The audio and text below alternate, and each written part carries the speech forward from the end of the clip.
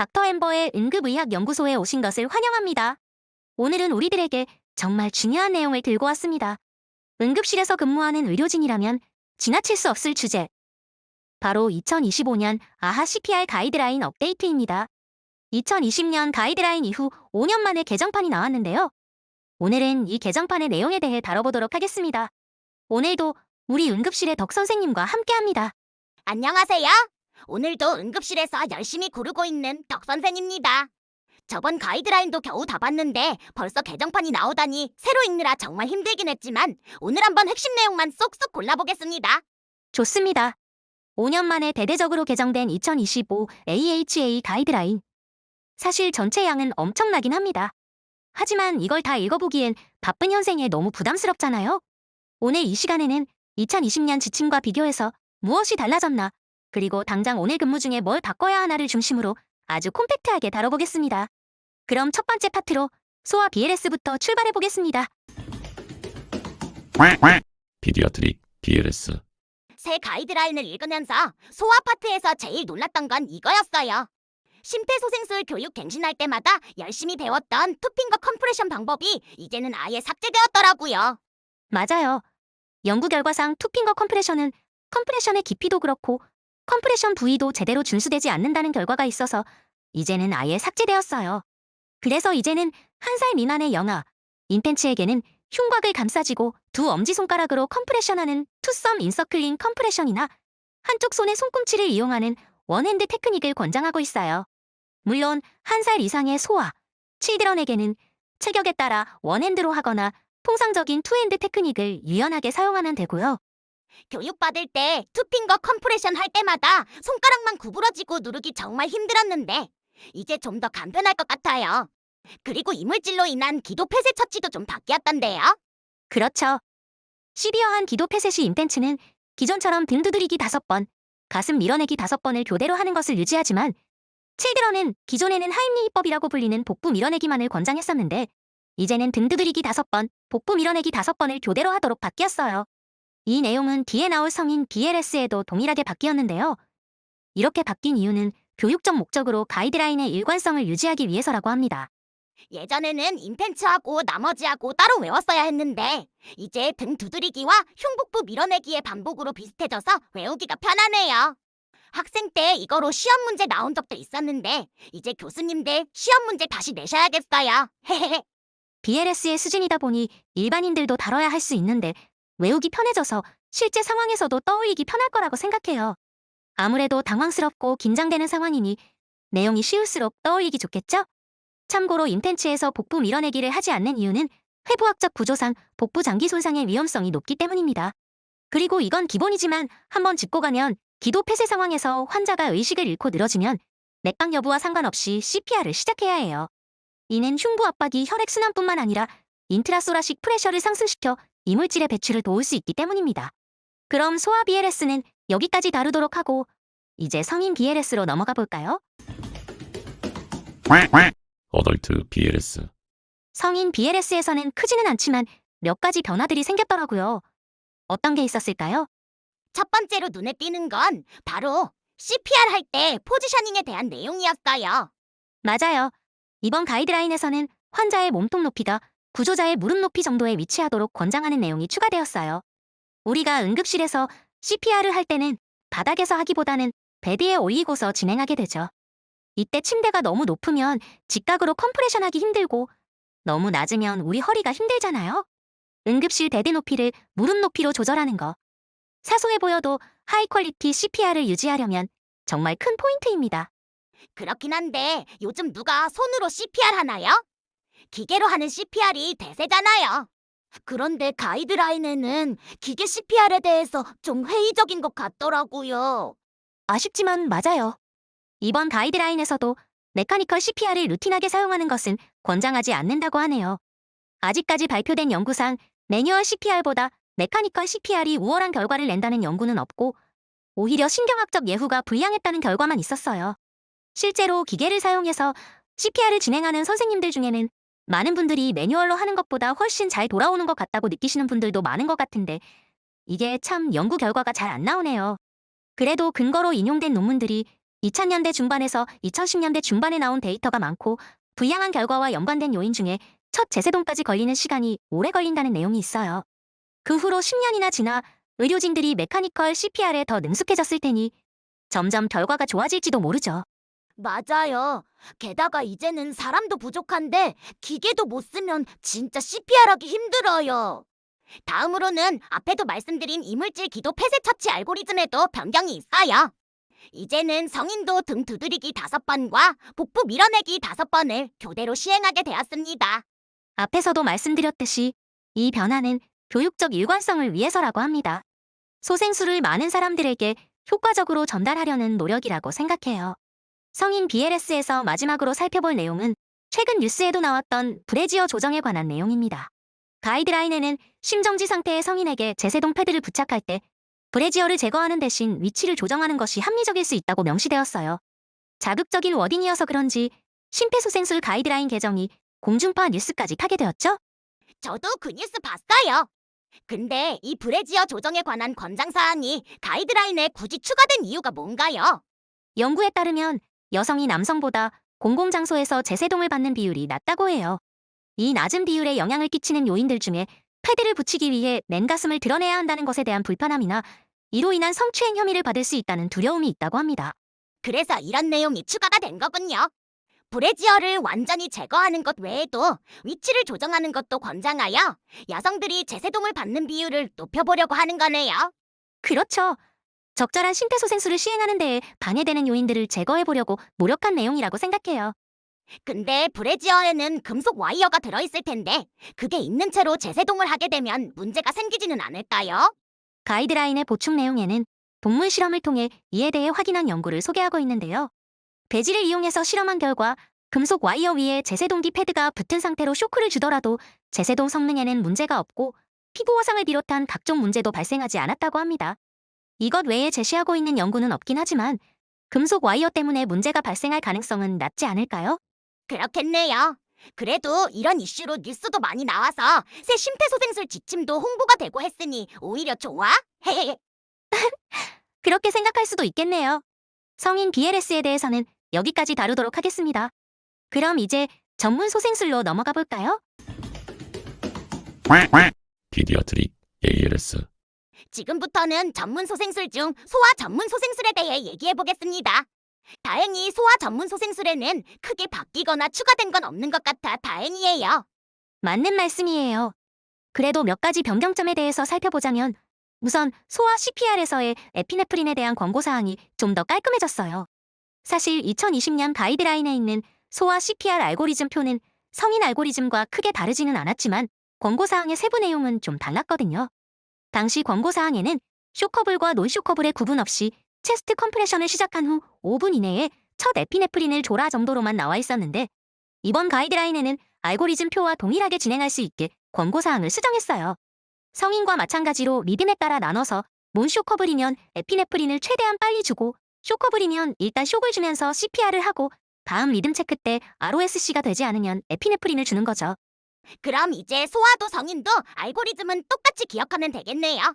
근데 선생님, 왜 쇼커블 리듬이면 에피네프린을 빨리 주지 않는 건가요? 좋은 질문이세요. 그건 논쇼커블일 경우에는 빠른 에피네프린 투여가 환자의 결과에 도움이 될 수 있다고 알려졌지만 쇼커블인 경우에는 첫 쇼크 이전이나 첫 쇼크 후 2분 이내에 에피네프린이 투여될 경우 이득이 적고 오히려 생존율이 낮아질 수 있다는 연구가 있어서예요. 물론 이 연구들은 소아가 아닌 성인 대상이긴 했지만 이번 가이드라인에서는 이 연구들을 인용해서 권고사항을 더 구체화시킨 거예요. 그래서였군요. 그래도 소아 성인 모두 비슷해져서 다행이에요. 그리고 이번엔 CPR 도중에 모니터링 할 수 있는 수치에서도 추가된 내용이 있더라고요. 이건 꽤 인상적인 내용인데요. 가이드라인에 CPR 도중에 A라인 모니터링을 시행할 경우 다이아스톨릭 BP를 1살 미만에서는 25 이상, 1살 이상에서는 30 이상으로 타겟팅해서 CPR을 진행하라는 내용이 추가되었어요. 이전 영상에서도 말씀드린 적 있지만 CPR 중 A라인을 통해 측정된 다이아스톨릭 BP를 CPR 도중 모니터링의 지표로 간주할 수 있는데요. 이번 가이드라인에서는 소아에서 이에 대한 구체적인 숫자가 권고사항에 제시된 것입니다. 사실 이 결과의 제일 초기 연구는 2020년 가이드라인에도 인용되었었는데 그때는 다이아스톨릭 BP를 CPR의 지표로 참고할 수 있다 정도로만 권고되었는데요. 이후 연구에 대한 밸리데이션 스터디가 진행되었고 이 스터디들에서도 ROSC와 환자 생존 퇴원율이 증가하는 것이 확인되어 이번 가이드라인에는 구체적인 타겟 숫자까지 명시되게 되었어요. 성인 CPR 퀄리티 측정 파트에서는 이 정도로 구체적인 숫자가 명시되어 있는 건 없던데 정말 중요한 내용이네요. 물론 소아에서 A라인 잡는 게 쉽지는 않겠지만 우리가 CPR 중에 볼 수 있는 구체적인 지표가 생겼다는 것에 의의를 둘 수 있을 것 같아요. 다음은 성인 전문 소생술을 살펴볼까요? 어덜트 ALS. 드디어 저희가 제일 관심 있어 하는 성인 전문 소생술 파트네요. 선생님, 성인 전문 소생술 파트에서도 놓칠 수 없는 변경점들이 있는 것 같더라고요. 네, 맞아요. 지금부터 차근차근 살펴보도록 할까요? 먼저 첫 번째로는 벡터 체인지와 DSD에 대한 내용이 있겠는데요. 우리 채널에서 DSD에 대해 다뤘던 영상에서도 말씀드렸었지만 아하 가이드라인에서는 아직 이 치료법에 대해서 유용성을 인정하지는 않았어요. 이건 후속 연구에 따라 변경이 될 수도 있는 내용이긴 하지만 다른 가이드라인에서는 이 내용을 이미 권고사항으로 포함한 것들도 많아서 다음 개정 전에 추가 업데이트가 있을 가능성도 있을 것 같아요. DSD에 대한 자세한 내용은 이전 영상을 참조해주세요. 다음으로는 CPR 때 약물 투여를 위한 혈관 확보에 대한 내용입니다. 이번에 업데이트된 내용에서는 혈관 확보 위치에 대한 우선순위가 정립되었습니다. 첫 번째로는 IV, 그게 안 되면 IO, 다 안 되면 센트럴 라인 순으로 혈관을 확보하는 것을 권장하게 되었어요. 이 내용은 사실 이전 가이드라인에서도 동일하게 제시되어 있었지만 당시에는 에비던스의 수준이 좀 낮았었는데요. 그동안 갖가지 연구 결과들이 쌓이면서 시스테마틱 리뷰로 확인해본 결과 IO 그룹이 IB 그룹보다 지속적으로 ROSC를 유지할 확률이 낮은 것으로 확인되면서 이번에 에비던스 레벨이 A까지 올라가게 되었습니다. 사실 CPR 중에 IV 잡는 게 아무래도 시간이 걸리고 어렵다 보니까 그냥 전부 IO를 해버리는 게 낫지 않나 생각하기도 했었는데 그래서는 안 되겠네요. 추가로 기존에 있었던 엔도트라키알로 약물을 투여하는 방법은 이제는 아예 가이드라인에서 삭제되었답니다. 다음 내용으로는 APD나 A플러터, RVER의 카디오 버전에 대한 내용인데요. 이번 가이드라인에서는 두 경우 다 기존에 권장되었던 에너지 도즈보다 더 높은 이덱질로 카디오 버전을 진행할 것을 권장하고 있습니다. 어설프게 낮은 에너지로 시작하는 것보다 한 번에 확실하게 진행하는 게 한 번에 카디오 버전이 성공할 확률도 높이고 마취 시간도 줄일 수 있기 때문이라고 하네요. 마지막으로는 CPR 중 바소프레신 사용에 관한 내용인데요. 원래도 사용이 권장되는 건 아니었지만 이제는 CPR 도중 에피네프린 대신 사용했을 때 전혀 이득이 없다는 권고 수준이 강화되었어요. 이제 CPR 중에 바소프레신 투여는 완전히 퇴출되었다고 할 수 있겠습니다. 아니 근데 CPR 중에 바소프레신을 사용하기도 했던 건가요? 찾아보니까 2010년 가이드라인까지는 한두 번은 에피네프린 대신 투여할 수 있었던 것 같아요. 제가 전공해 할 때도 배우기는 에피네프린만 쓰라고 배웠는데 하루는 CPR 하고 있는데 시니어 교수님이 바소프레신으로 써보는 건 어떻겠냐고 말씀 주셨던 게 기억이 나네요. 선생님 연배가 은근히 있으시네요. 그렇게 나이 많지 않아요.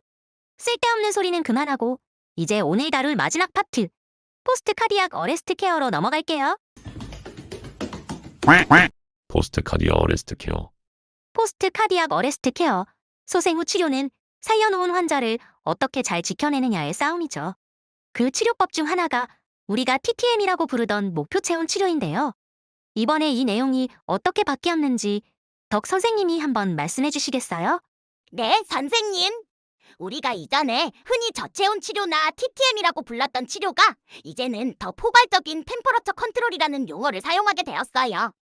이 템퍼러처 컨트롤은 환자를 저체온으로 유지하는 하이포서미아 치료뿐 아니라 노모서미아 치료, 그리고 적극적으로 발열을 방지하는 피버 프리벤션 치료까지 모두 포함하도록 확장된 개념입니다. 그래서 타겟하는 온도도 32도씨에서 37.5도씨 사이로 꽤 넓어졌어요. 개념이 바뀜에 따라 우리가 치료를 유지해야 하는 시간에도 큰 변화가 생겼죠? 네, 맞습니다.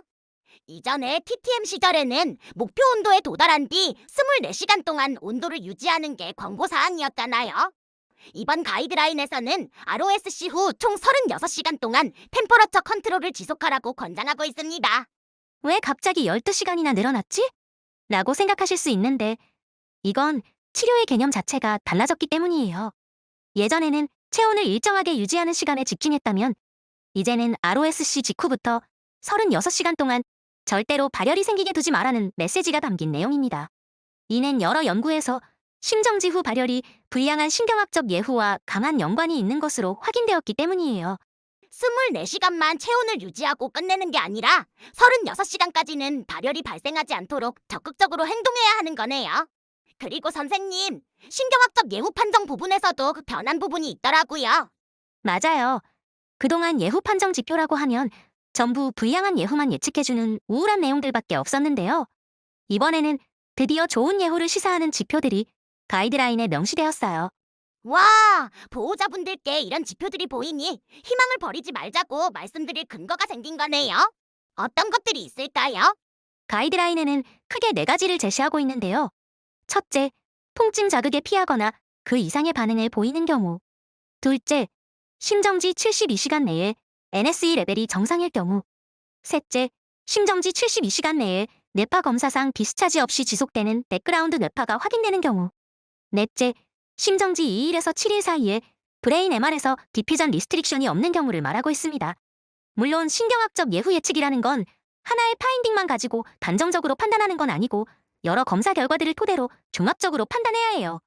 그래도 이전처럼 나쁜 소식 전하기만 해야 했던 상황보다는 의료진에게도 좀 더 희망을 줄 수 있는 변경점인 것 같습니다.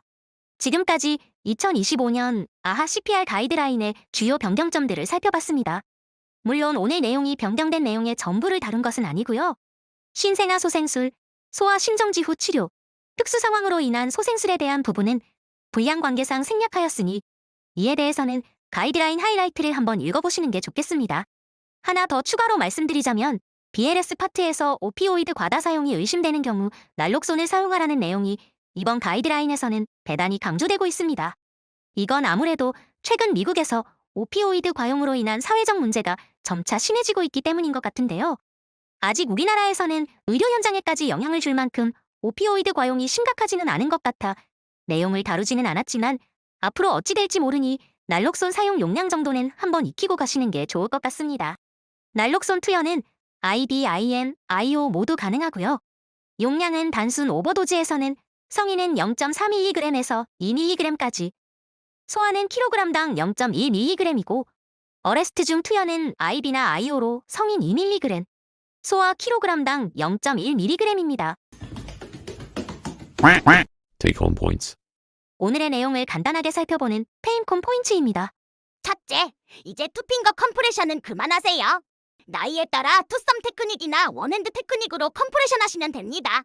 둘째, 포린바디 에어웨이 옵스트럭션 치료가 일관되게 바뀌었습니다. 소아도 성인도 등 두드리기 후에 복부나 가슴 밀치기를 교대로 시행해주세요. 셋째, 이제 APB나 아트리얼 플러터를 카디오 버전 할 때는 200줄입니다. 망설이지 말고 시작부터 200줄로 한 방에 쏘세요. 넷째, 이제는 TTN이 아니고 템퍼러처 컨트롤입니다. ROSC 후에 36시간 동안 적극적으로 발열을 막는 것이 목표입니다. 닥터 엠버의 응급의학 연구소. 오늘 준비한 내용은 여기까지입니다. 오늘은 아하 CPR 가이드라인의 개정 내용에 대해 알아보았는데요. 물론 직접 모두 읽으신 선생님들이 많으시겠지만 혹시라도 아직 읽지 못하셨거나 단순 가이드라인 권고사항 이상의 레퍼런스가 궁금하셨던 선생님들께 도움이 되었으면 좋겠습니다. 단순히 가이드라인 하이라이트만 보는 것보다 레퍼런스까지 같이 보니까 좀 더 깊게 내용을 이해할 수 있는 것 같아요. 차라리 유튜브 레카 채널처럼 우리도 가이드라인 레카 컨셉으로 가는 게 어떨까요? 올해 아하 각종 가이드라인도 많이 나왔고 지난주에 서바이빙 sepsis 가이드라인도 나왔잖아요. 그것도 나쁘지 않은 생각이네요. 생각 좀 해봐야겠어요.